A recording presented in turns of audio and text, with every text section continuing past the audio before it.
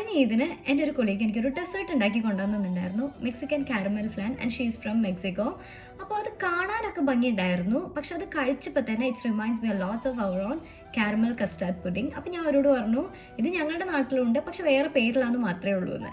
Actually ഈ ഒരു desert Mexican ഹോംസിൽ common ആയിട്ടുള്ള ഒരു ഡെസേർട്ടാണ്. അത് മാത്രമല്ല ഓൾമോസ്റ്റ് എല്ലാ സൺഡേ ഫാമിലി മീൽസിലും അവർ ഇൻക്ലൂഡ് ചെയ്യുന്നതും കൂടിയാണ് ഈ ഒരു ഡെസേർട്ട്. സോ നമുക്കൊന്ന് ട്രൈ ചെയ്താലോ? സോ ആദ്യം തന്നെ നമുക്ക് ഇതിലേക്കുള്ള കസ്റ്റാർഡ് ബേസ് പ്രിപ്പയർ ചെയ്യാം. 3 slices ഓഫ് ബ്രെഡ്, 2 eggs, പിന്നെ കുറച്ച് കസ്റ്റാർഡ് പൗഡർ, പിന്നെ കുറച്ച് ഷുഗർ, പിന്നെ 300 ml ഓഫ് മിൽക്ക്. മെഷർമെൻറ്റ്സ് ഒക്കെ ഞാൻ താഴെ കൊടുക്കുന്നുണ്ട്. ഇതെല്ലാം ചേർത്ത് നമുക്ക് ബ്ലെൻഡ് ചെയ്തെടുക്കാം. പിന്നെ ഇതിലേക്കുള്ള കാരമൽ ഒന്ന് റെഡിയാക്കി എടുക്കാം. നിങ്ങൾക്കത് മോൾഡിലേക്കോ പാനിലേക്കോ ഇത് ഒഴിച്ചു കൊടുക്കാം.